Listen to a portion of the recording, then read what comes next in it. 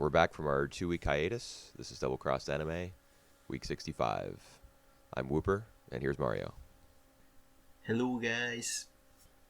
All right, we dropped Araburu Kisetsu no Otome domo yo, or O Maidens in Your Savage Season, This and now seasons. we picked up a different show. Yes, we did.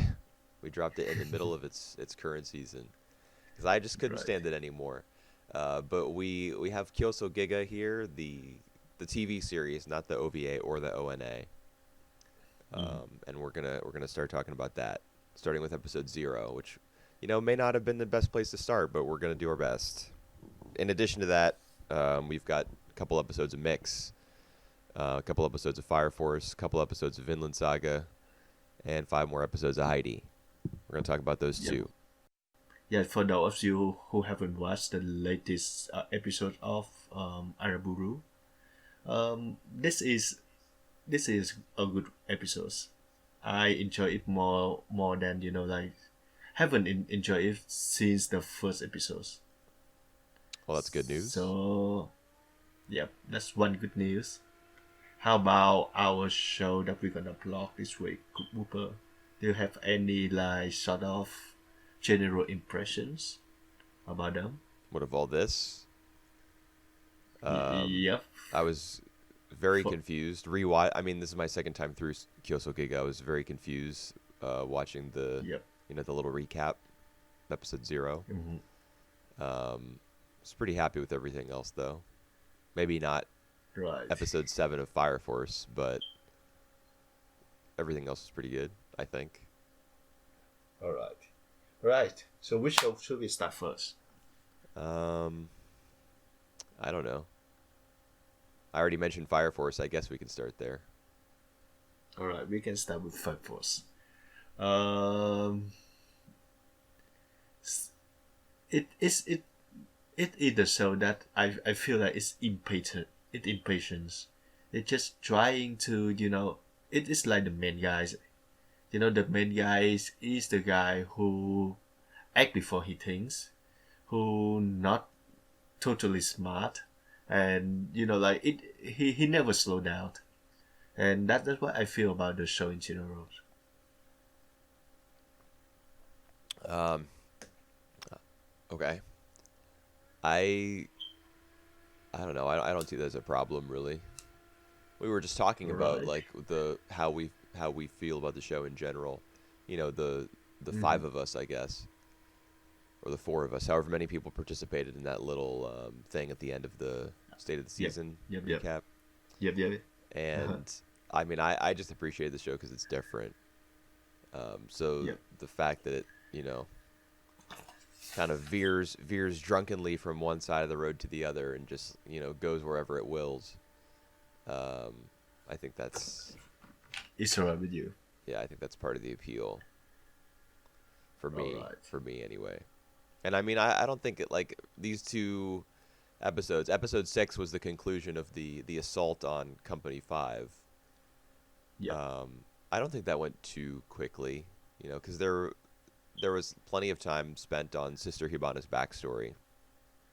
Right. It wasn't just beat her real quick in 5 minutes and let's move on to the next plot point. We got to learn a little bit more about her and Iris and their relationship. Well, they actually try to humanize her.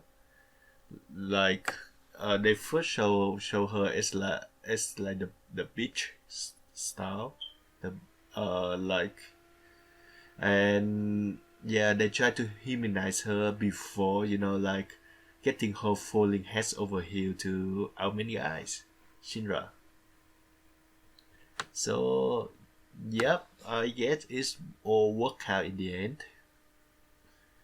And now like the company 5 is it's more like the some sort of companion to company 8.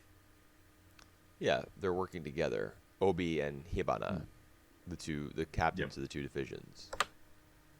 Um, Mm. but it doesn't just skip straight there.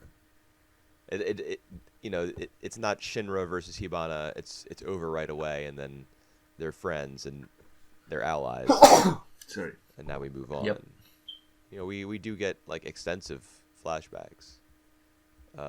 There's one in particular that I liked, which had a transition like from the flashback to the present, like a neat little visual trick, which was there was, you know, most of the flashbacks were set at the convent where they lived as children, and there's one where I think it's what's probably happening in the past is Hibana's playing with her, like her flames. You know how she can make flowers out of fire, they kind of float in midair. Yep. The one of the older nuns comes and says, you know, oh, off to the next, you know, off to lunch with you, or off to whatever, disperse, children. And so they walk off screen. There's a cherry tree in the foreground, as the kids are all walking away, and the branches and the petals, the flowers of the cherry tree start to burn up in the past. Yep. And then, you know, the fire kind of starts to spread and consumes the screen, and then we're back in the present. Yep. Which I thought was pretty creative, because the flowers being destroyed is kind of a symbol of innocence being lost, which is exactly what happened to Hibana. So I enjoyed that. I don't know if you're still there. Yep. Yep. I enjoy the little backstory that we have for Hibana. I think it tell a lot about her characters, like why she become who she now. A bit over dramatic, but I think I still fine with that. At the end. Everything's over dramatic. Yep. And shonen. Yep. True. Yeah. True. I mean, she even falls in love with Shinra after he, you know, preaches to her about being a hero and stuff. She gets the little heart. Because I am the hero, Yeah. I'm gonna save you. Because I'm what heroes does. Oh my god. Yeah, She gets the heart pupils instead of her flower That's her flower right. pupils. Yeah. Excuse me. One thing I do realize though, this time when I watch the OP, is I see the girl from the company one, the cat girl, her name is Kotashu, appear with the company 18, like right at the end of the OPs. She's So, been in there the whole time, and not just at the end. Yeah, that's right. That's right. She appears right Yeah, after who's the girl? Maki. Yep. Yeah, she appears right after her in the middle too. Yeah. So that's just make me think that she gonna be more important in the future. Well, they're investigating Company 1 right now as of episode 7, and that's where she Yep. is stationed. Yeah, that's right. Because because of like the human compulsion, the rate of the infernos are higher than any other divisions. Is that What? right? I have no idea. No, it's more because of the artificial human compulsion. So the one that like people trying to make an infernos. Yeah, That I don't know. Yeah, We don't know Yep. that for sure. we don't know about that. That's Hibana right. suspects that somebody there is involved in spontaneous human combustion, and it's a bummer that like she was supposed to hold all the answers to this, this great secret, but now that she's allied herself with Company 8, we still don't know anything. Like, they're going and investigating Division 1, but they don't know exactly who it is they're supposed to be looking out for, and she hasn't spelled anything out with regards to like how human combustion works or like what the trigger is, who's doing it. So that was all just like a red herring, I guess. It's kind of annoying. Yep. Right. And guess what? And yet what Shinra does when he got into Company 1, he actually asked the captain of the the company one for a challenge. Basically, he challenged him. Right. Yeah.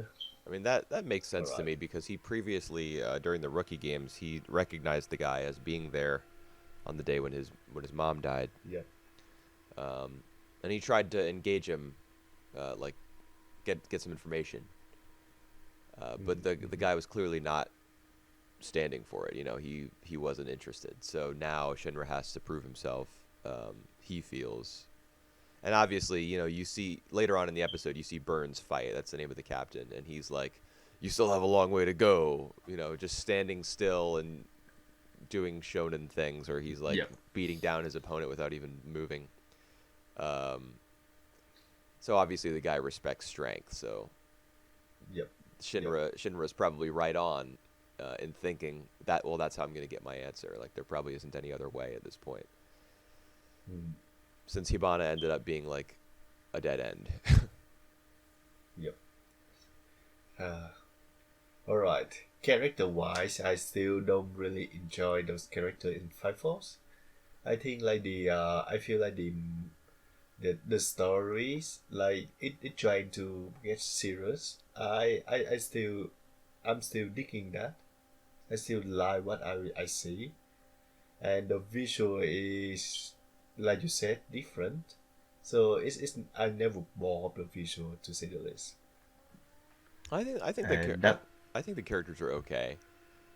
Like yeah. Hibana in particular in episode 6 she's pretty interesting. Like the reason that she gets into this darker, like semi occultic research is because of Uh-huh. what happens to her as a kid at the convent. Like the corpse of the infernal that she presents to you. Do you remember that scene where she gives a corpse to like those greedy scientists who are kind of like wiggling their fingers above Yep. it, like they're so excited to dig into it or dissect it, Yep. whatever. Yep. Yep. Yep. The reason that she like starts down that path is because of what happens to her as a kid. Because from what I understand, like that infernal is the one that showed up at the convent. Oh, So that's how she got access all to that right. corpse. That was like how she got her foot in the door. So this tragedy that happened to her in childhood is the reason that she, started down this path. Mm-hmm. So it kind of explains, like she's a naturally arrogant person, but she was like prideful about the fact that she could manipulate fire into these flower shapes, and she Yep. resented it when the older sisters would tell her, "Don't do that." But Mm-hmm. in addition to that, like there was this terrible thing that happened to her and her friends and her family, really. Mm-hmm. So Well, we get a portrait of that in that episode 6. yep that doesn't explain why C4 head over heels to Shinra at the end of the episodes. That's just because she's a female in a shonen series. Yep. Yep. Yep. Yeah, that's more like it. Yep. Uh, that's pretty much all it is. There was a character in One Piece who was like that, I think. I can't remember her name. Oh, Hancock, Boa Hancock, who just like fell straight in love with the main guy because he was acting like a He's the hero. main guy. Yeah, All right. it's the same thing here, I think. Hmm. This You episode, know, someday when I feel like I'm I'm I'm ready, I'm gonna watch the whole thing of One oh, Piece. why? But well, well maybe it's worth it. You know. Sure. I don't want to crush your hopes and dreams. So, All right. You were about to say something. uh, what I'm gonna say is that my microphone keeps falling, but I'm adjusting it All now, right. so we can move on to the next show if you have an idea about what you want to talk about. Right. How about the new show? Oh, Kibush. Kyousougiga. Yep. Uh, what the hell did I just watch? That's true. Well, yeah. So I already told Whooper about this, but I originally thought that I watched the episode 00 of Kyousougiga before, So I watched the whole series before. Uh, but like when like 5 minutes in, and I realized that this was the first time that I watched the episode 00, and it makes zero sense. Even me, with with the knowledge of the whole series, still doesn't make any, still can't draw any sense from the episode 00, which was supposed to be, I think, the original ONA with some few changes. It was a recap of of the either the OVA or the ONA. I don't know, one of those, Yep. because there were both. But I mean that's why they call it episode 0, because it makes 0 sense. Well, now it makes total sense now. So it's more like, like they don't even do the job of introducing the characters. We have like many characters pop up. We have like many interesting visuals, but it's just more like, the visual of every interesting bit. But we don't. But as a coherent story, it doesn't have any.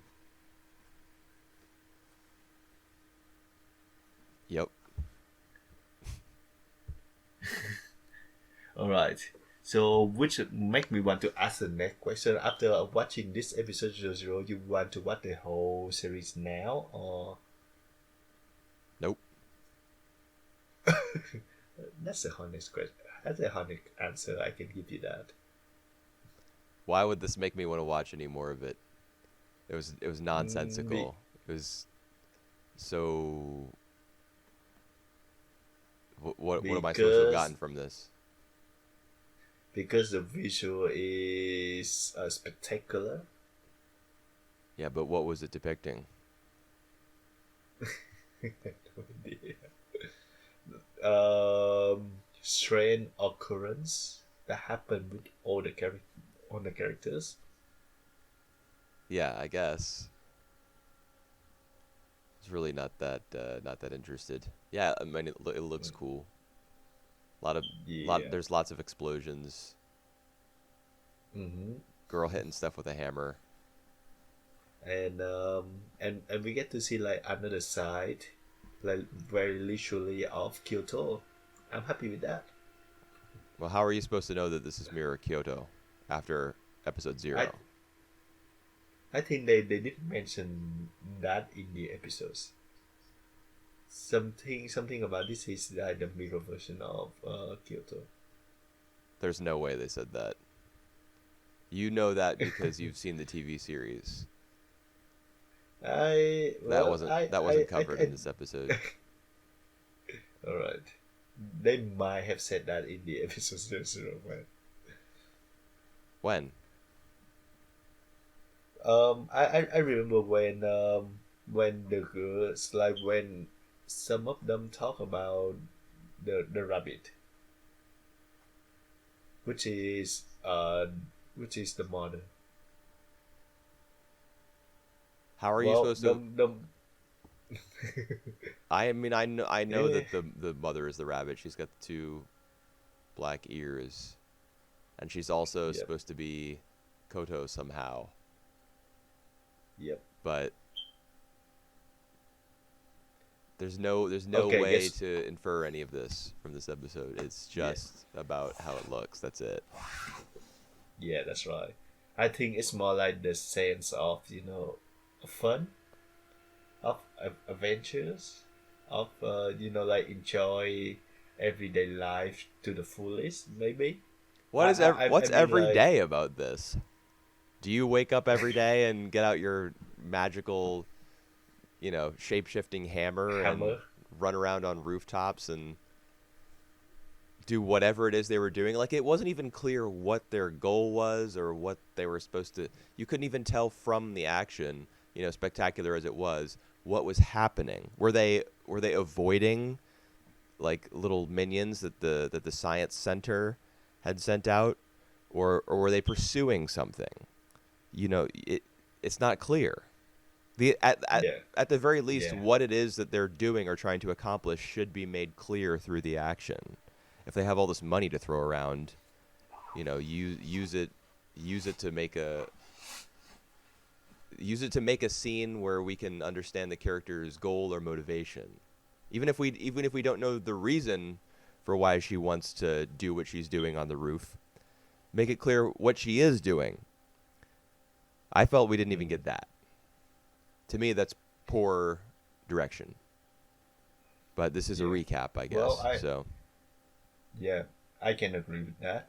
I think this one was will make like 2 years before this series, the full fledged series, um, begins. So yeah, it's just like the best hits. So they want to put like the most visually interesting bits from the main story.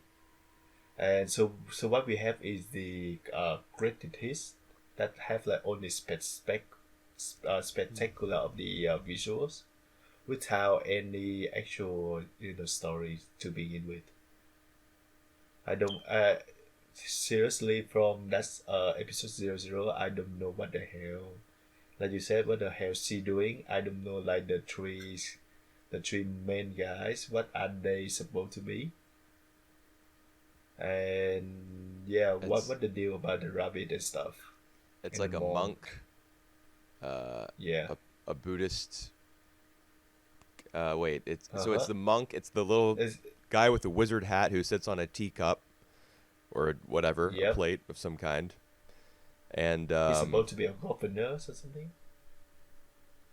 I think the three of them are like, And the devil. who's that? The woman? The woman, yeah. The girl. She's some sort of, yeah, beast. Like when Mm-hmm. she gets angry, her eyes get all red and her teeth, she grits her teeth. Uh, and she can turn into some gigantic, apparition, or perhaps she actually does transform and become that large. I don't know. You know what? You know what her character remind me of? Another characters from another series. Who?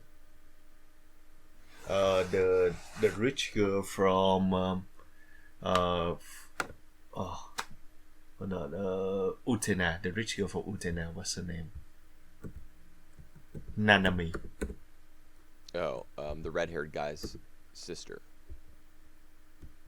That's right, the blonde girl. That's right. Yep. Yeah, well, I mean, she just reminded me of Rose of Versailles. And, every Oh, all right. Utena is modeled after that series.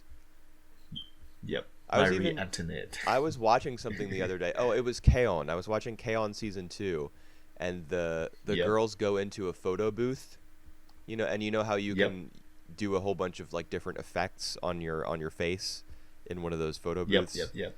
Uh, there's a shot of them like messing around with the effects and the controls and stuff, Yep. and they do an effect, and one of them says to another, "Oh, Oscar," like, "Oh, Oscar," because All right. they do the sparkly-eyed effect. So it's Rose of Versailles. Yep. Yep. Yep. Wow. Nice. It's like the Rose of Versailles. It's like the series that started all. Right. Well, it's a cultural touchstone, I guess. Even Yep. K-On! Yep. is Yep. referencing Yep. it. Yep. Mm. So yeah, that's she reminded me of a character from that series. Yeah, Utena as well. Just that, like, the wide-eyed '70s looking shoujo in general. Yep. Uh, yeah, and they all So want I to be propose. reunited with their mother or something. Yep. That's And right. somehow they want Kodo to do it to make that happen, or they think she is their mother, and then she gets eaten by a robot, which has a gateway to a different dimension in its stomach, or something. I don't know. I. All right. I didn't even get that. I think that's what happens in the, Alright. the last episode of the series, like episode 10. She gets the robot is like the trump card, like the secret weapon where it has They're trying to open up a portal to like regular Kyoto through the robot, and they feed her to it, and then she ends up meeting with her mother on the moon or something. It just makes no fucking sense. Um, Yeah. but everybody All is right. like, "Oh my god, it's so amazing." Deep, What are you saying? touching. It doesn't make a lick of sense.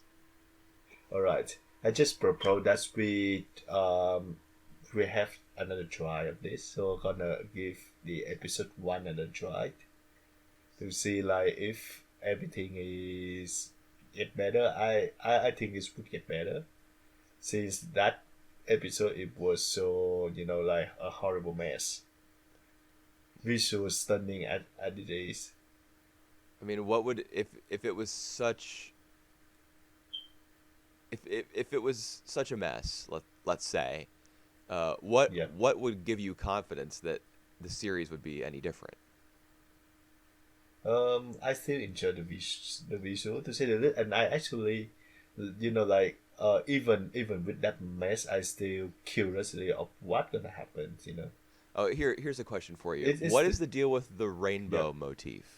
Like all the weird geometric shapes and stuff with rainbow colors. What is that supposed to be? Maybe it's just a mirror. Yeah, maybe it's just the mirror CD. So everything. So that's just supposed to be like fast statical, not real Huh? on the rainbows thing. They're just supposed to be fantastical. Yeah. So they don't have any particular meaning. They're just there because they Well, are. that my take right now. Until like I see the series, until like I like all the details get back to me, I can have a more concrete answer. But for now, after watching the episode 00, that all what I have. Hmm. I mean, I think someone just put them in there because they thought they looked cool, Mm. which seems to have Which been the MO for the entire thing. Man, wouldn't it be cool if blah yeah. blah blah blah blah? Oh yeah, that would be dope. Let's put it in. Let's just make it as bright, as colorful as possible. Yeah, colorful. They want to they want to make the series look colorful, so that's why the rainbows. All right. Neat. All right. Well, I guess we're gonna watch another episode of this. I mean, I Yep. definitely, as I watched Kyousougiga, I recall, because I have seen the whole series before. I I definitely remember watching a couple episodes that I thought were really good, Right. which probably focused on like their own subject matter, Mm. rather than Mm. being like this one. They probably worked on like one particular character or one particular bit of backstory. Because with a series like this, it's going to be all about what came before, and slotting that into the puzzle. Yep. Well, I agree because the most I remember about the show is the individual scenes. So like on the scene that have to do with like fleshing out the characters. All right, well, let's hope that some of that happens in the next one. Soon. Yeah, soon. Otherwise, I don't know if I can handle it. All right. Alrighty. Well, that was Um. Kyousougiga. Yeah. All right. To myself, Vinland Saga or Mix. I'd be happy to discuss either one. I think I thought they were both pretty good this week. Yep. Yep. I agree. Did 2 weeks. Right. It has been, hasn't it? Right. Well, let's do All right. Vinland Saga, I guess. All right. Let's do Vinland Saga.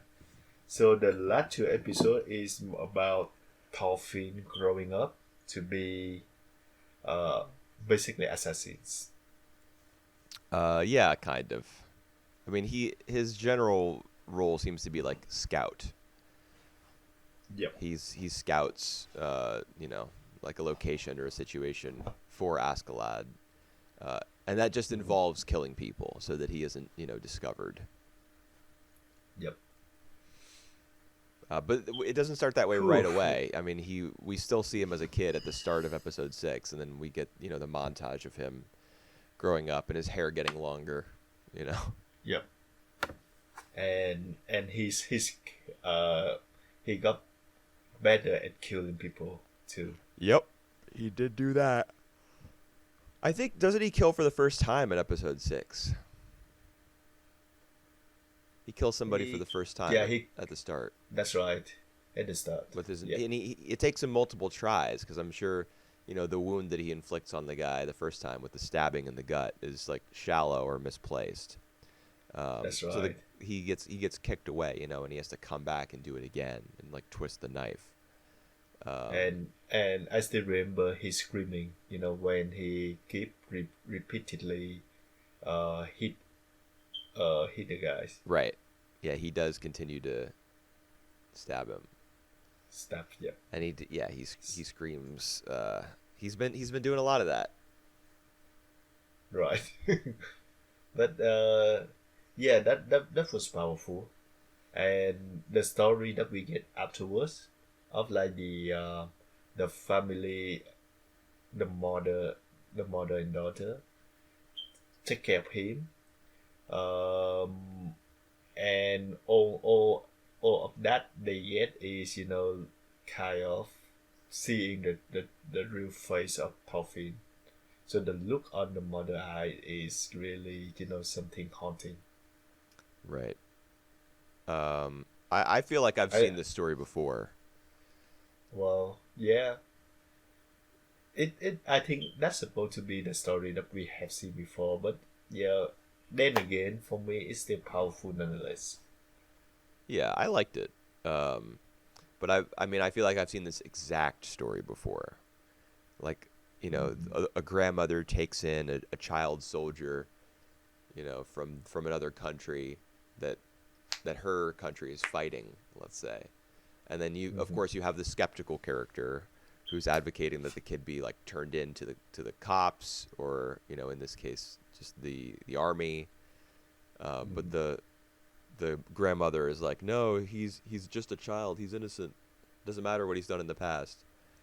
Yep. And then He's a good kid. yeah, and then, well, just not necessarily that he's a good kid, but just by virtue of being a child, he, the slate should be clean. And then she's, she wakes up to reality when she sees what he's done. I couldn't watch this and think to myself, oh my God, what a brilliant idea to create this story, outside the context of the manga. Because I like this came from somewhere. Yeah, this came from somewhere. But it was all right. Yeah, and we actually see like how Thorfinn like slowly losing his humanity as well. So like at first he afraid to kill someone, and then you can see like a bit of his gratitude towards the grandma and her daughter, and then we see like how everything at the end is like he closes his heart Right. to all the trouble behind. So I think that is great, and I think the visual is actually pretty good as well. Yeah. It is. I didn't have the same issue with either of these episodes that I did episode 5. I have a bit of an issue in episode 7, but it's just a minor one. What, like all the CG? Yeah, I can feel the CGs here, especially when the ship, sailing into the sea. Oh yeah. Are you talking about the scene where it like goes over the waterfall? Yeah. That's that one, and the one before that as well. So like all these scene revolving the ship, like sailing. Right.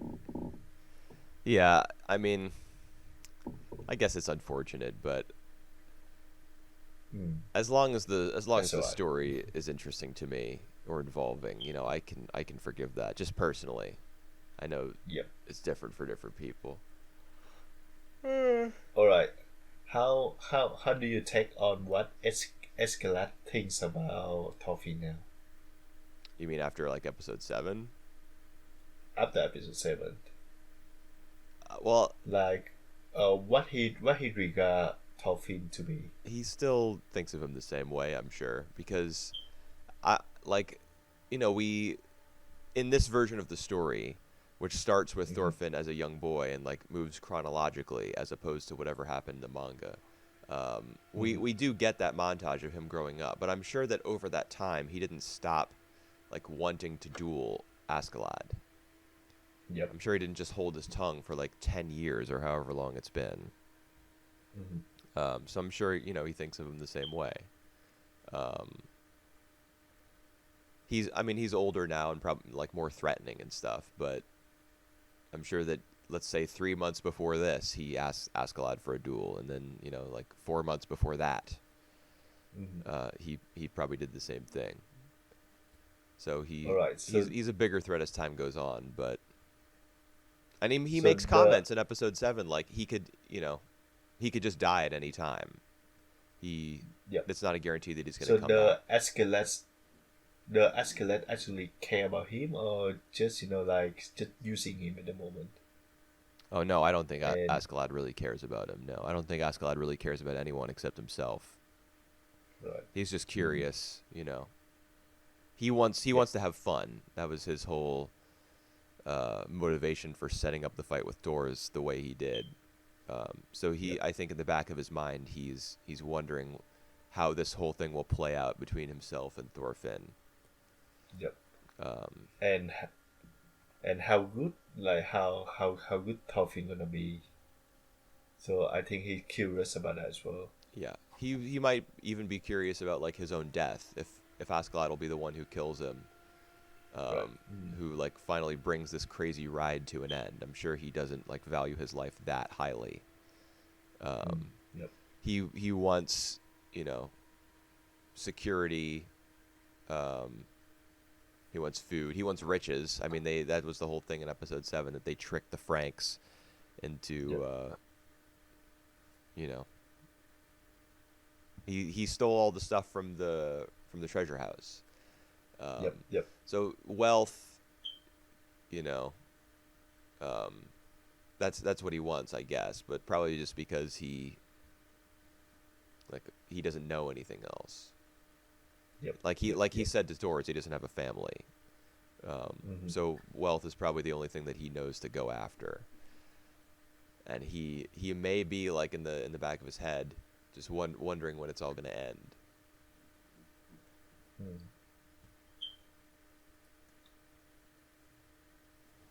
It, So that's a nice little story that we got here.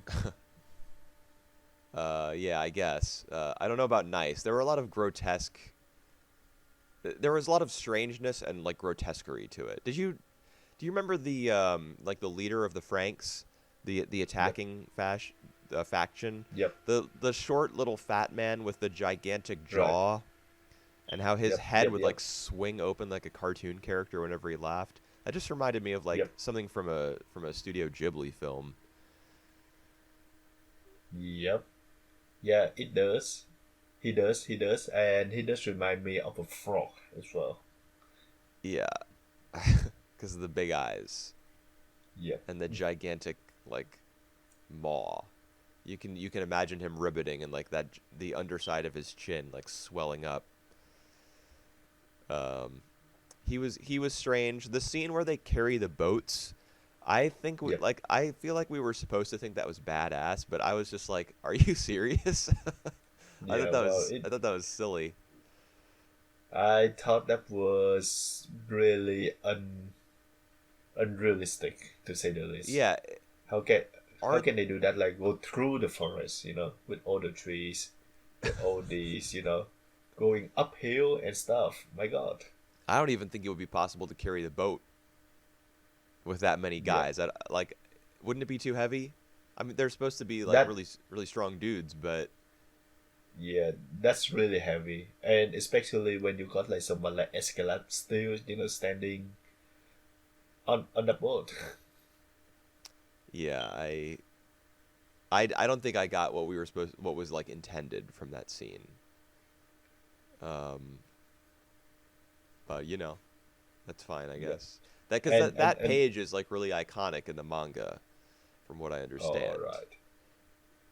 Because Yeah, this is like well, chapter one.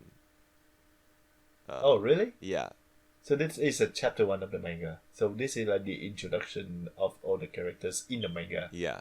Episode 7 is Oh, the very start. Yes.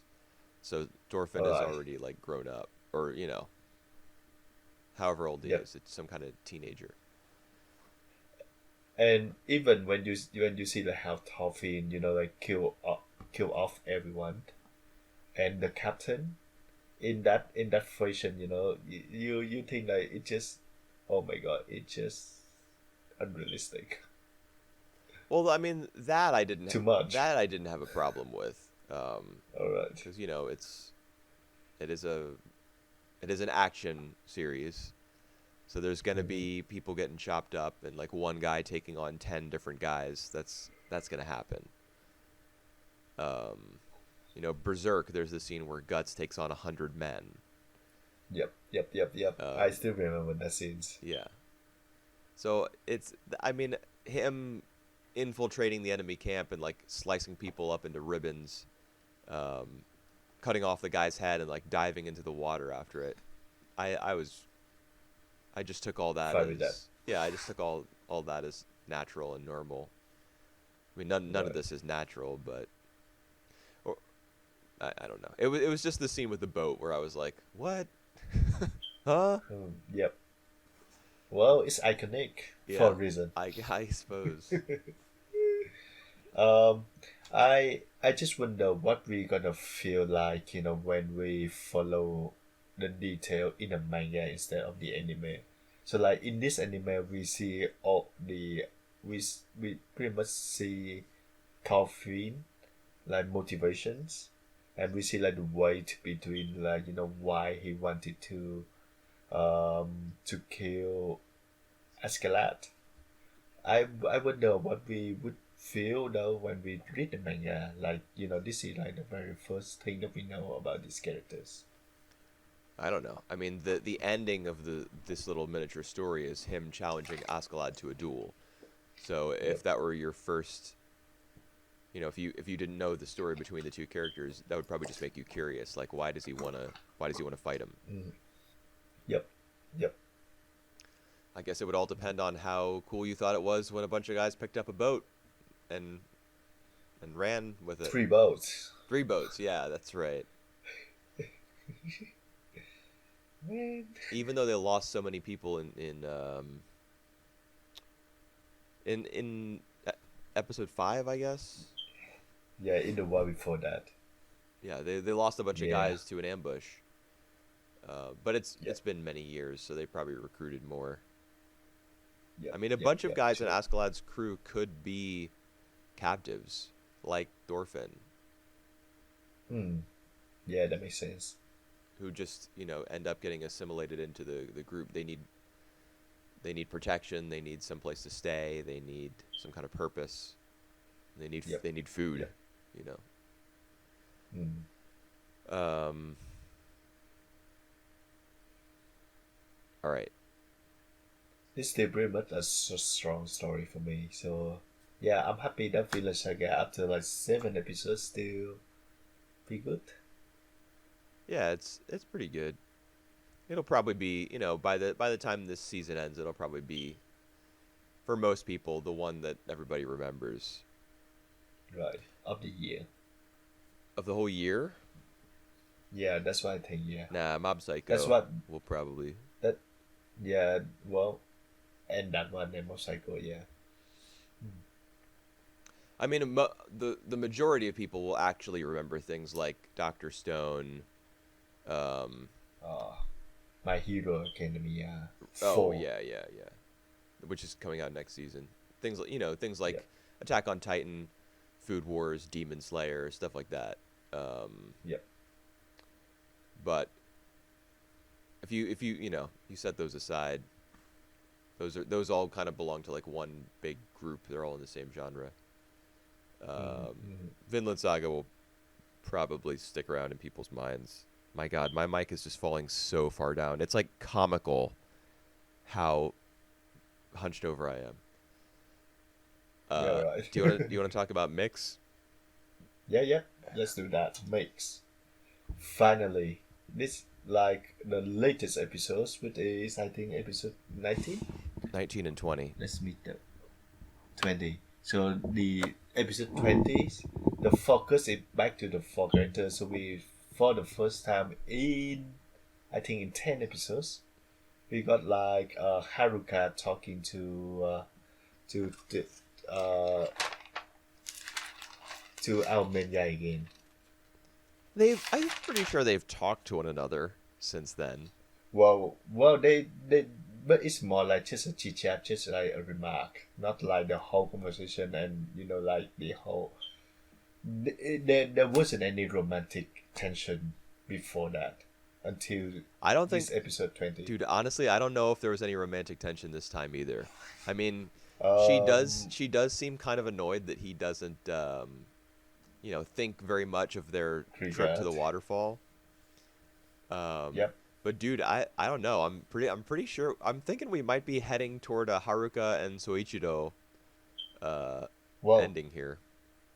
I never doubt that actually, but I still feel like Haruka have a pretty strong feeling towards Toma, Eh, in which Toma is totally of oblivious. oblivious. Yeah. So No, I really don't think so, dude. Like because she says, "Oh, so that's what you thought of it." Like when she yeah, realizes he didn't really care too much about the trip they went on, the date they went on, whatever you want to call it. She kind of yeah. just thinks to herself, "Oh, so that's what you thought of it." She acted cool, and she was obviously angry. So that's he just later on he asked about the bottle of water. She just threw it right at him. Yeah, well, yeah. I mean, it would hurt her pride to hear that it didn't leave that much of an impact on him, but Yep. I don't know. I mean, the show even there's even like a little exchange between Haruka and Soichiro in episode 19. You know how he wants to take things one game at a time and not look too far into the future, and then she Yep. and Yep. Toma Yep. are both like, "Oh, we're gonna play against Toshu in the semifinals." Yep. Um, Yep. Yep. she gets mad at Soichiro, and then from the sidelines, Nanchan, the big guy, starts laughing Uh-huh. Yep. because he loves to see, like his romantic rival, I suppose, striking out, so to speak. Yep. But then the first baseman, Imagawa, he passes by and says, "I don't know why you're laughing. You can't tell how bitter a persimmon is just by looking at it. You have to taste it." So what he's Uh-huh. saying is like the relationship between Haruka and Soichiro is the persimmon in this metaphor, and Uh-huh. he's just assuming that things are bad between them just by looking as a spectator, but you Yep. can't know that you like unless you are one of those two people and you understand how they're feeling. So I'm pretty sure that was like a gigantic bomb. Hint. Right. Yeah, that it's going to be the two of them ending up together because even though she doesn't get along with him very much, they have opposite personalities or whatever. Mhm. Like that may cause them to become attracted to one another in the future or something. Yep. But in other event, we got Otome actually just just saw the two of them talking to each other, and I think it's a big hint that she feeling a bit jealous as well. Oh, I mean, yeah, and when Punch barks, she like runs away. You don't see her Yep. run away, but they look over because Yep. they hear the dog bark, and then there's nobody there. Otomi has like fled the scene. Yep. Yeah, she's definitely jealous, and that goes back to the conversation she had with Haruko when she first met her. She says, Uh-huh. which of my brothers is your type?" Uh, Yep. Yep. and Yep. Haruka says, "Why are you worried?" Hmm. Hmm. All right. I just love all these conversation, man. I just that's what I want to watch mix for. So these two episodes we got a lot more about baseball, about all the matches, and we got like the focus shift back to these main characters. So I'm really happy, Well, especially episode 20. we got lots of you know, Other stuff. yeah, we got something from everybody. Yeah, Ev- yeah, every that's true. every single character, and this is what I wrote in my review of the two episodes. Every character except for the boss of the ramen place where Haruka works part time. Literally everyone else who I can think of had something to do in these episodes. Yeah, Um, even the father, even the father and Otomis, yeah, you know. I loved the I loved the little gag with him Yeah, being in the stands. At first, I thought that striped hat belonged to Adachi. the You know how Adachi will like insert himself into the story as the little all kid carrying the right. gigantic pen. We saw him later on. Yep, yep. So I thought that hat was going to be like his hat, and he was in the stands watching his own Huh. match. I didn't Yep, realize that it was Eisuke, the dad. yep, yep. But then that actually turns into like a very sweet moment when you realize um, Mm, the hat and the sunglasses that he's wearing when he's like ditching work are actually yep. presents that he received from his children. That's right. So when I figured And that out, I was like, "Aw, that's so nice." yeah, right.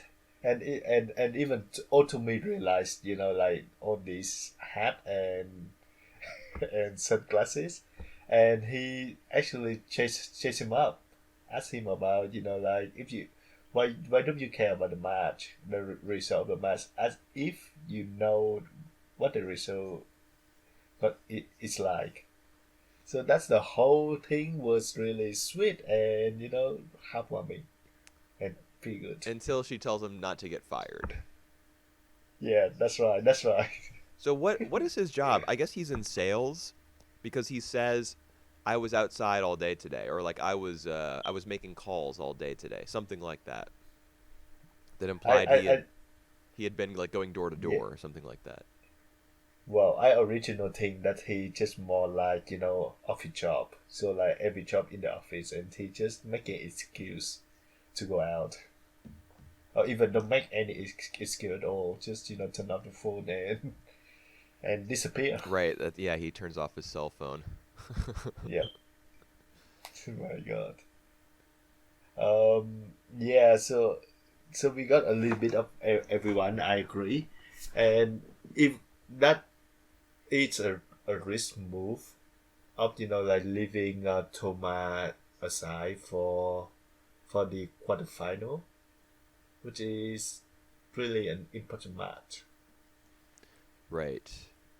Yeah, when And I realized that he was that something was up with him, like the yep, scene yep, between Coach Goro and Soichiro in the clubhouse, yep, yep, yep, where all they say is it must be because it's clearly due to pitching every game. They yep, just yep, yep. all they say is that, and you realize just from that one line, like, oh no, something is really wrong. That's right. I thought he was gonna like have some sort of injury that he was working through silently and wasn't telling anyone, and they had caught on to it. But I guess he was just tired. I mean, hopefully it doesn't turn out to be some sort of injury that crops up later. I and actually like the scene before that when Haruka, gave him the questionnaires stuff. We actually see a bit of of hinting of how Toma just keep keep doing the thing with his shoulders. So I think at that moment Haruka caught on that as well. Of Oh, like, remember that scene? yeah. I mean, I remember the scene. I didn't get the sense that Haruka had noticed anything was wrong, but Yeah, maybe he she she did. did. She did Hmm. because she looked at him, very weird. Huh. And even later on when Toma like asked her like like he was writing, and then he just looked up and asked her like, what was wrong? She didn't say anything. She just said like, nothing. I think that's when she caught on his shoulders. Okay. Nice, hey. I missed that. Yeah. That is nice. Yeah. So She's like, looking out for him. Might be back on yeah. the Haruka and Toma train. So like when the decision is made that Toma is not gonna pitch in that game, you see like everyone except for Toma understand why, you know, they pretty much on the same page except for Toma. Right. That was really nice. I love the characters of this of Mix. Yeah, Toma is mad. Yep. I mean it makes sense for him to be pulled. Yep. Because he's, I mean, how old is this kid? 16. 16. He can't just keep pitching every single game. That's right. In a normal baseball team would have multiple pitchers, but Mm-hmm. he just kept getting started every game, according to Goro, because he wasn't really that concerned about progressing in the tournament. He was just going to see how far they would go. Yep. And now he's changed his mind. So I thought that was also a very crucial part of these episodes. Even though Goro is not really a main character, his development as a coach and as a leader for these kids is interesting to watch, because Haruka has been spurring him on in the background for multiple episodes now. That's right. But now he is like coming up with these multi-pitcher strategies to last one more game and give his main pitcher a little bit of rest, and like changing the batting order in order to get as many people on base as possible and drive in runs at the crucial moments. Yep. And I think this is something that Cross Game did as well. Like when it comes to the athletic side of things, the sports side of things, it creates like shake-ups, mix-ups that divert from the usual formula, and will focus like very intensely on what those are and how they affect the characters. And then after it does that, it'll like blow through sections of the game entirely and just use like a narrator or something. Like, oh, in innings 4, 5, 6, and 7, you know, this team scored 2 runs and this team scored 1, and then they cut right to the end of the game, or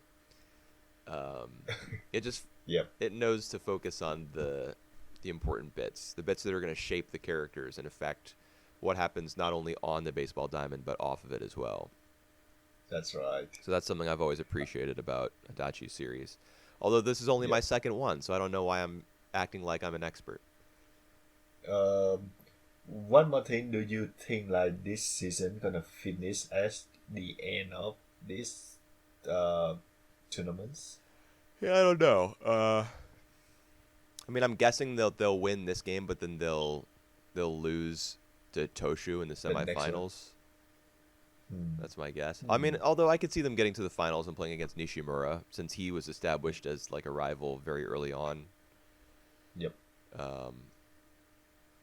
But I don't think they're going to get to the Koshien this year. Yeah, because they're running out of time. I'm like their freshman year of high school, their 10th grade year will probably, the conclusion of that will be the conclusion of the series, I suppose. Yep. And at the same time, we got like the development between the Adachi's. Is that their family name? Tachibanas. Tachibanas. Oh no, not Tachibanas. The other one, brothers. Oh yeah. Their last name is Akai. Oh, Akai. Yep.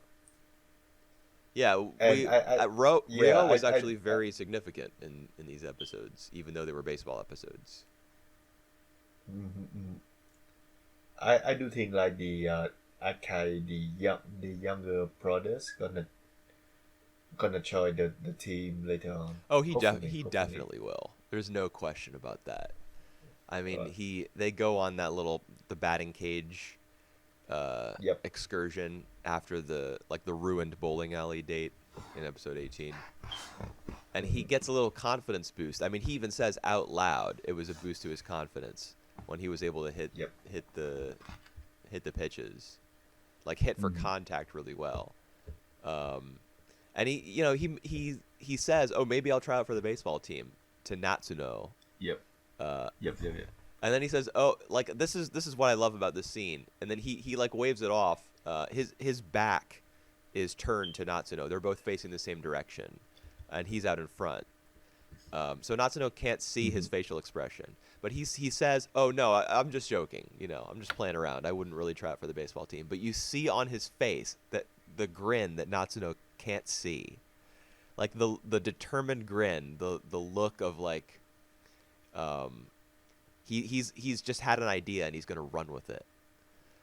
Mhm. Um, he's definitely gonna be on the baseball team, Yep. no question, for me.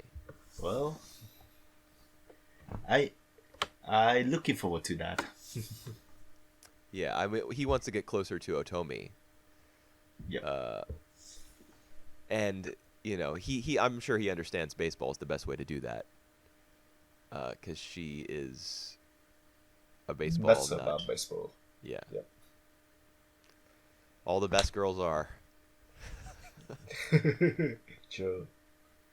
Uh, I just seem like the 20 minutes of mix is really short. Like every time I watch it, like every week I come to watch it, I just like, oh my god, it's finished already.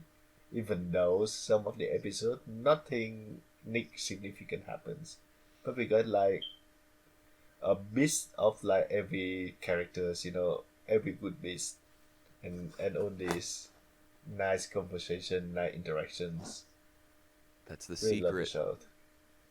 That's the secret, man. Everything that's happening is significant. That's right. That's actually right. It's just like life. Everything that happens in your life, significant in some way. You just might not Yep. know it until afterwards. Yep. And so we get into the last show where like you said, maybe like all these thing that happened towards her is significant that gonna change her life forever. Who could you possibly be talking about? That's Heidi, Yep. Girls of the Alps. Let her go back. Let her go back. Yeah. Well, I still want her to spend more time with this girl, Send them with both back. Clara. Send them both back. Yep. I mean, Oh. the dad is coming home soon, apparently. Yep. Herr Yep. Sessemann. So we still have to see to get through that actually. I wonder what he gonna be like. What his perception of Heidi gonna be like. Yeah, I don't know, man. I mean, I'm guessing that he's gonna be. Strict. No, I don't think so. Oh. I think that he Understanding. just will be kind of friendly, and he wants the best for his daughter, but he also is like wrapped up in himself and his own work. So Alright. he's doing what he thinks is best for her, but he doesn't know her well enough to know that it's not what's best. Right. In these last 5 episodes, though, we see a lot of Rotemir. I don't even know how to spell her name. Yeah, that's close enough. I call her Rottenmeier. Got to mind. Let's go with that. Emphasis on the rotten. Rotten tomato. She's horrible. Nah, see, actually, it's alright. No. Like, No. the thing is, she get what she get what she did. She actually you see like in the 5 episode how many times she got scared. How many times she freaked out by by Hades. So so in a way she a victim of Hades. Not Hades is victim of her. No. Do you remember this? Do you remember the moment when she was like, "This child's gonna drive me crazy. What can I do?" Oh, that's it. I've been too nice. I've just been too nice to her. Yeah. Well, How she's deluded. yeah. But she actually didn't change anything. because the first thing I thought that she would did if she was very dislike of Heidi, but that she will kick her out. But she never think of that as an option, you know.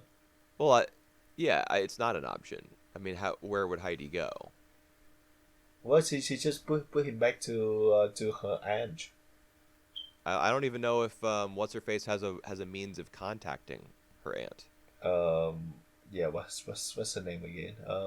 Aunt God, Dete. Dete. Yeah, It's not like she can just flip open her cell phone and say, "Hey, yeah, come get your yeah. kid." Oh, and what surprised me the most is like that that mansion that where all the people live in there. There actually not a lot of people in there. So we just got Sebastian, another girl, Tinette. another maid, and that's it. Yeah, it's 5 people. Yeah, Rottenmeier, 2 servants, 2 girls, and and and when Meow. you think, There's a cat, or there all was. right, there was, and you even think that like the house, the mansion is like 5 6 stories, and how the hell that Clara gonna climb up and down the stairs? Well, she probably just stays on one floor for the most part. That's sad. Yeah, well, I mean, the show's been really pushing the idea that she's trapped in a cage. We always get the shot of her little bird. Yep, Um, yep, and she says multiple times, "I'm just like that bird." yep. That's So all right. the kids She understand. Oh, she's she like make this bird. her point. She make her point. So that even like when Heidi released the bird out to the sky, they're gonna go back to the cage because that's all the life they know. Right. My God, dude, this mic is driving me fucking insane. Um, yeah, the bird does come back after Heidi lets it go. Heidi also carries around mice in her skirt, and she keeps Yep, having like these dreams, these hallucinations that she's back in the Alps. yep, Um, yep. and she'll like wake up and be standing on a table, or she'll have pulled the tablecloth down and spilled ink on the floor. So Heidi, Right. definitely causing a lot of trouble for the lady of the house. Yep, Um, but she's a child. She needs to be talked yep. to appropriately and handled with care. That's obviously not All right. happening. I think the worst thing that that lady Rottenmeier did to Heidi is to let her study with Clara, and they don't even attempt on teach her the basics. Well, we do see the tutor going over the alphabet with her at one Yes. point. Um, So that come afterwards, yeah, but not at first. even that guy is incompetent because he goes over the alphabet with her and then expects her to recognize every single letter. Like, just because you teach someone a sequence doesn't mean that they totally understand every part of that sequence. Yep. Yep. Um, she needs her own tutor, or you got to pay Yep. the guy double and let him, you know, Teach both of them. yeah, teach both of them separately. Uh, but Rottenmeier, I don't think Rottenmeier understands children. She No, just she doesn't she know. just expects them to behave and be quiet. Hmm. Uh, I don't know. That's probably how she was brought up. Her parents were just like, or maybe she was also raised in a situation where her parents weren't around, and Yep. she just had to do whatever the mistress said, and that's just how children are in her head. Like Yep. they just do what they're asked, and that's their job until they hit adulthood. Yep. But like she's just like, even putting aside her whether or not she's cut out for this job or what she understands or doesn't about little girls.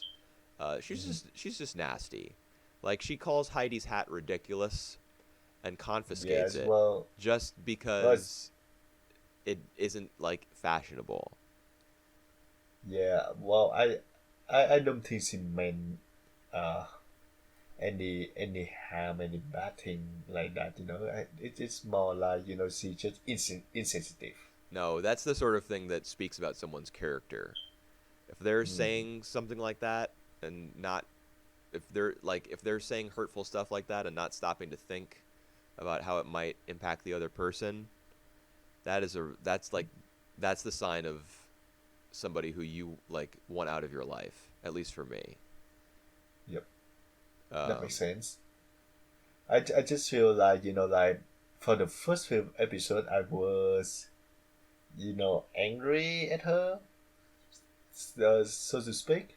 But like for the last episode, I think I can pretty much um, have a bit of sympathy to her. what? Because she keeps She just fainting. tried to. Well, she keep venting. She actually didn't really think that bad of Heidi. She just want to keep everything together. She actually like later on she allowed Heidi to have like the alphabetical study, basic study, and like she perhaps like part of her enjoy Heidi's company. She We don't says see that about she that thinks yet. Heidi has mental problems. Yep. Yeah, she said that. She did say that. Yes. She doesn't have a clue what's going on. No, she doesn't know. All Uh, right. Good thing Sebastian is such a bro. Yep. What a god, Yeah, dude. I agree. He feeds Meow.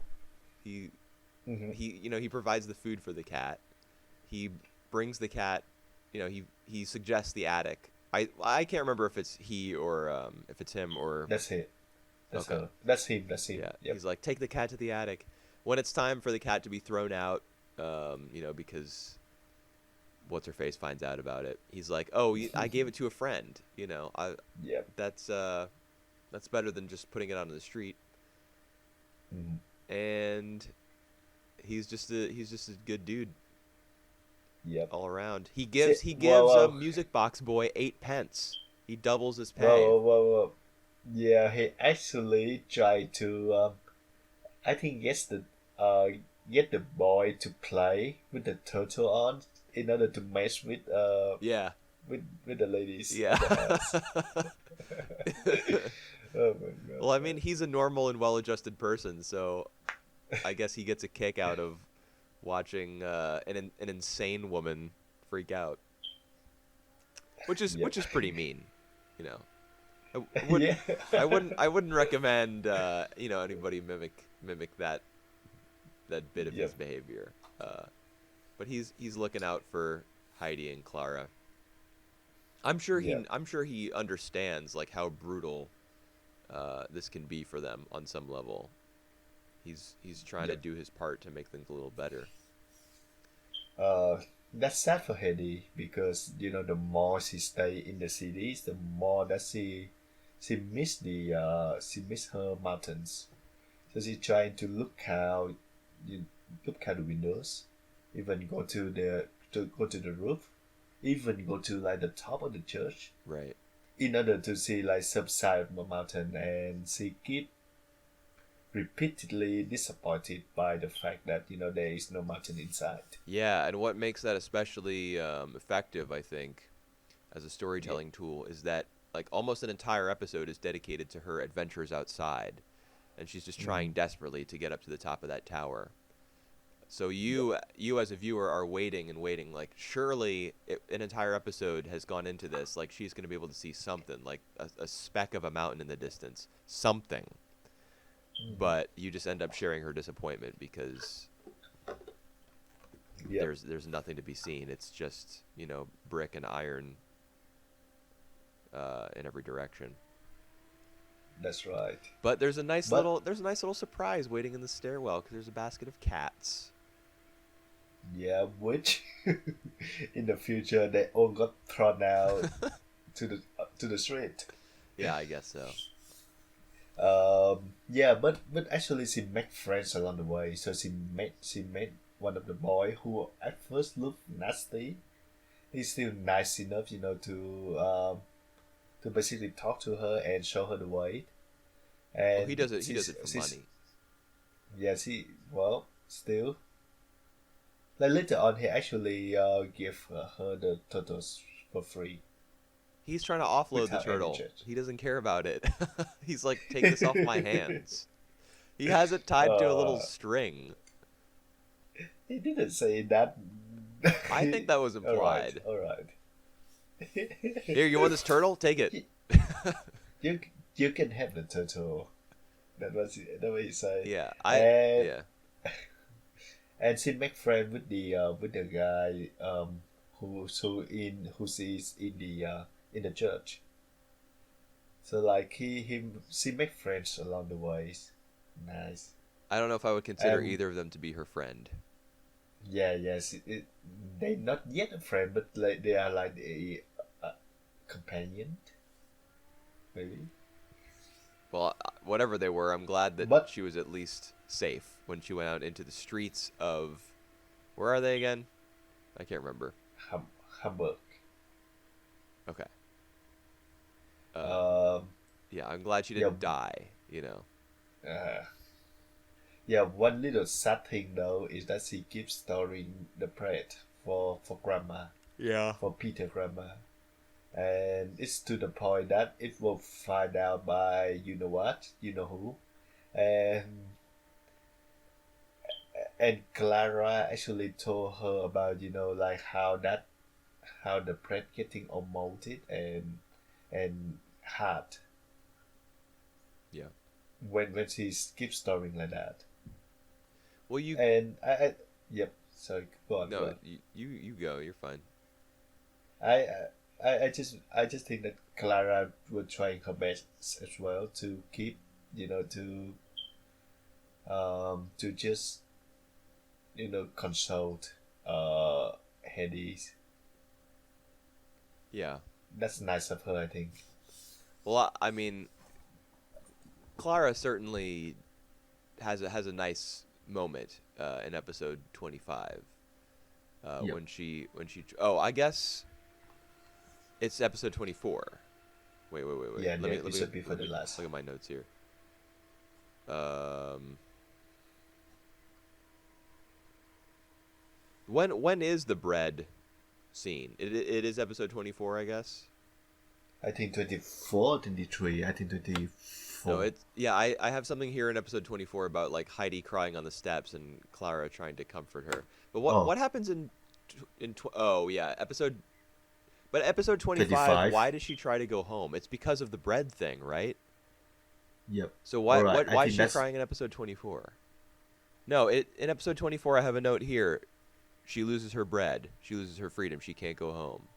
So why is she so in 24. yeah, so why is she so upset in episode 25? All right. I just see the title of this episode. So this episode 24 is about the stray cat. So maybe she was upset because they found about the cat, about Meow, and let him go. Yeah, So but she was the bread upset about the that. bread is episode 24 as well. I have that written right here. All right. So I don't know So what set her off in 25. 25 is all right. 25 is about when Did she try to run oh away in episode 25? all right, right. In episode 24, she tried to run away, and she was having like some of the bread as well. Yeah, And then she was saw by what's her name, Rottenmeier. like on yeah, on the streets. So So episode 25 is the she one where took her Rottenmeier and finds all the bread in yeah, the bottom of the cabinet or yep. So I think that the bread that you were mentioning about is the bread that she that she says she packed. dropped Yeah. on the street. Okay. Yep. Yeah, you're right. We figured it out. Good job. You figured it out. Yeah, so what I was Well, I can't even say what I was trying to talk about because I just got completely. I lost myself entirely there. Um, but Heidi, she goes through a lot living in this Yep. house. She loses her hat. She loses um, her like freedom to do as she pleases and to play because she has to Yep. work through these studies. She she can't live according to her own schedule. She loses the cat that she brings home, Meow. But it's Yep. telling to me that what like the last straw for her when she like starts to cry and like wail uncontrollably and like runs into her bedroom and hides under the covers and is just crying and crying is Yep. what causes that to happen is when the bread is taken away That's right. That's right. because the bread is for someone else. The bread is for grandma, Hmm. and like the bread being taken away is not really an affront to Heidi. It's just that when she no longer has the bread, when Tinette takes it out of the room, she feels as though like her connection to grandma is being taken away. It's for someone else's sake that she's so upset. Hmm. And I mean that was the same in the whole golden light of the sunset peeking over the mountains thing. Uh, what what made Heidi really upset when she first met Grandma was figuring out that she was blind, like that she Yep. would never be able to see again. That made Heidi so upset that she just started crying and crying. So it's really for other people that she really feels so strongly, Hmm. not just for her own situation for herself. So I think that says That that says a lot about Heidi as a person. that's apply as well when you know the reason why she still decided to stay is because of Clara. She wants Right. Clara to be happy. She wants to be friends with Clara. Yeah, but there came a moment when she couldn't deal with it anymore and she tried to run away. Yep. Yeah. Yep. So Yep. it's must be horrible for her living there. That's right. Oh, so she's so kind. It is. Oh, see, and she even so kind that she want to release the bird because she doesn't want that bird to be in the cage any Right. longer.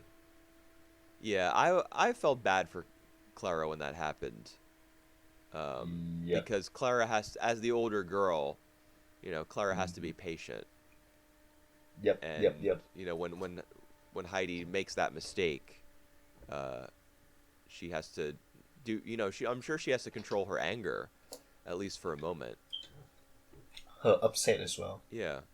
But the bird does come back, so that's nice.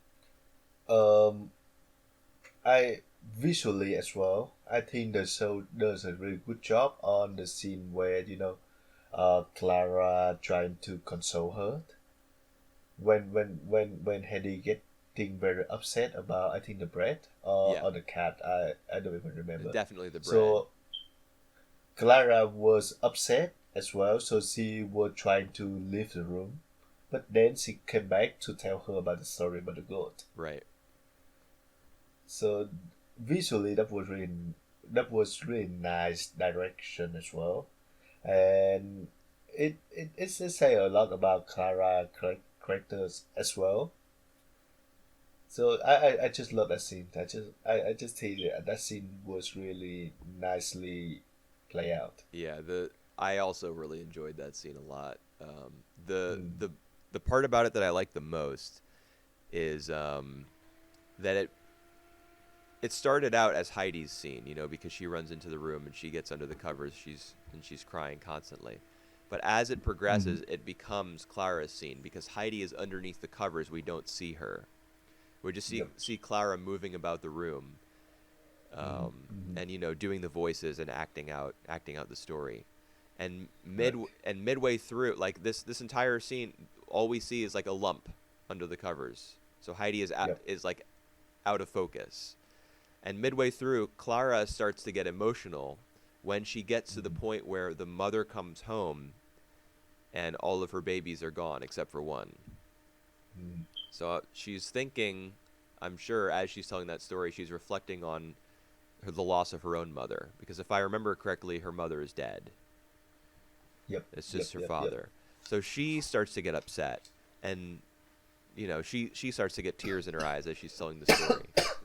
And then Hmm. it's only after that happens that in one shot we see that she's upset, and then the camera, without cutting, it just Yep. pans over, and we see Heidi with her head poking out of the covers, but Clara can't see. Yep. Uh, Yep. we see that Heidi is attentive, that she's listening, and like she's brought back into the scene, so it's the two girls together. They were Yep. separated by like Clara's sadness during the story and Heidi's emotionality when the bread gets taken away.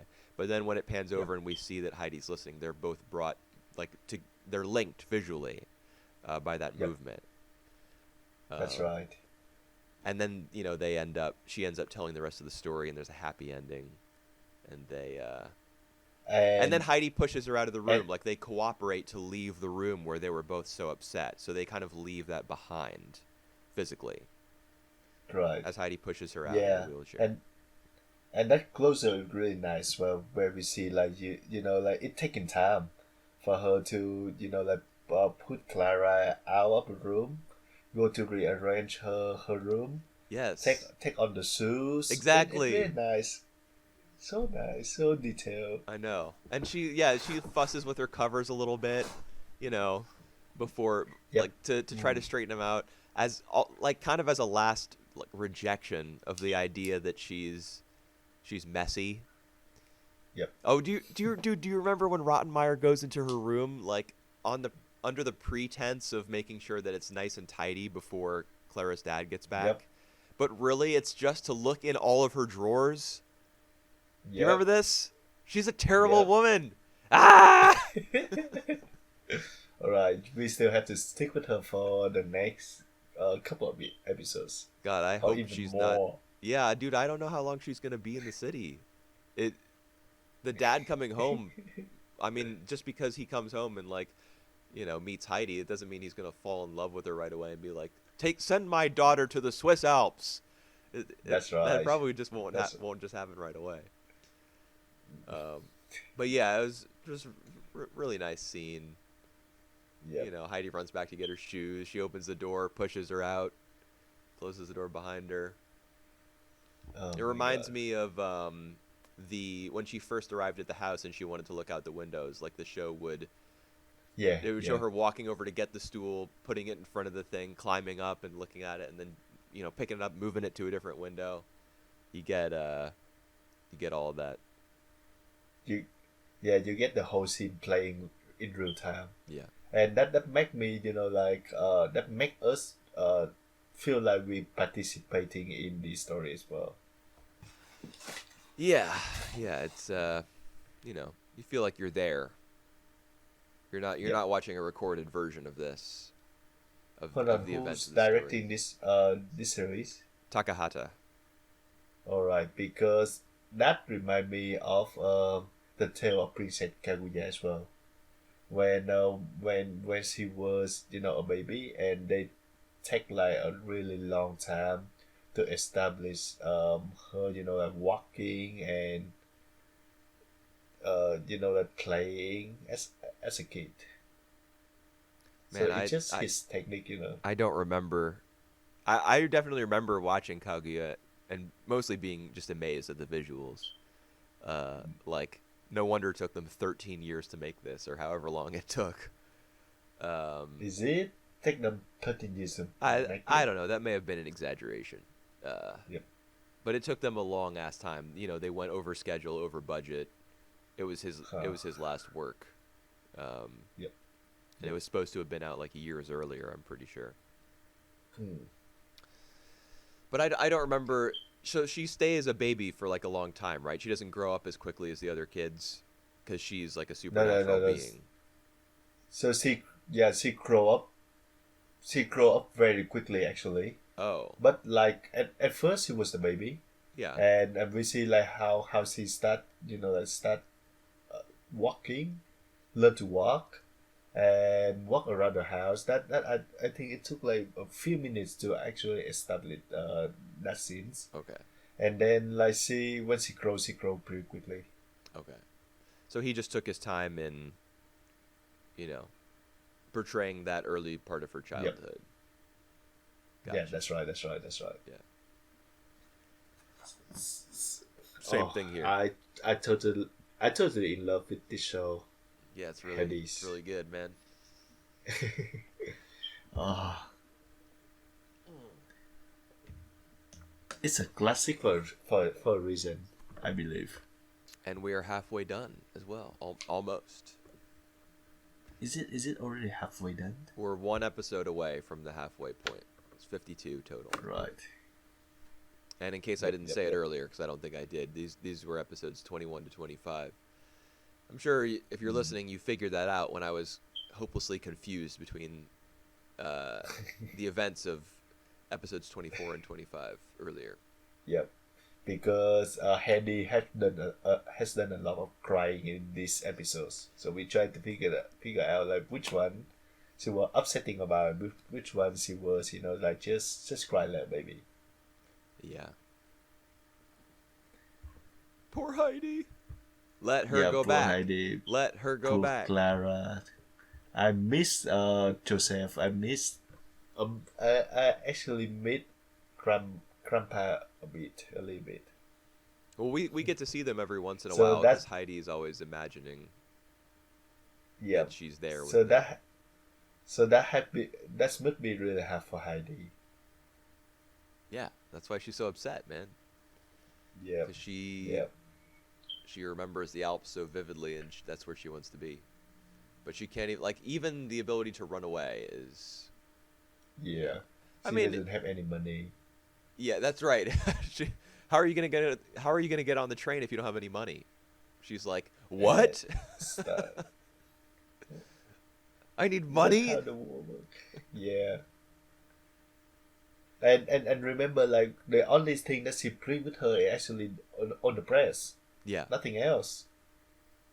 Oh, such a nice girl. Well, she's so young. She doesn't have any perception of, like Yep. distance, I guess. It's the same Yep, thing when yep, she's yep. being taken away from the Alps by Dete. She's like, "Oh, we got to hurry and get to Frankfurt." Oh, it's Frankfurt, Yep. isn't it? Not Hamburg. Hamburg, Frankfurt. Is it? Or like quick look. Yeah. Well, she Yeah, says, they sound like Frankfurt. we got to hurry up and get to Frankfurt, so we can get home in time to give her the bread." Yes, that's Frankfurt. Heidi, what are you saying? You're not going home. Come on. It's in Germany. Yeah. She'll be back eventually. Oh, Dete. Dude, you also defended Dete, didn't you? Yeah. And now you're defending Rottenmeier. No. and I actually think Grandpa is a bad person. Shellfish. Yeah, I mean, he's certainly no hero.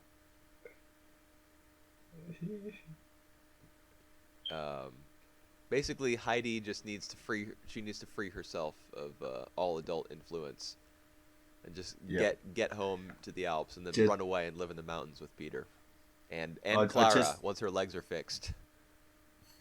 Or just go down the rabbit hole, become another Alice. Sure. Go into the fantasy world. Yeah, go into the Not stay in there. mirror Swiss Alps, a Yep. Kyousougiga situation. Oh right, Actually, right. Don't do that because then I won't be able to watch your show. So I'll just be lost. Yep. All right. All right, Do you have any other other note on Hades? Nope. I'm good. Right. I'm practically kneeling down on the floor in order to talk into my microphone. So I guess right. That's we'll not a torture. wrap it up here. All right.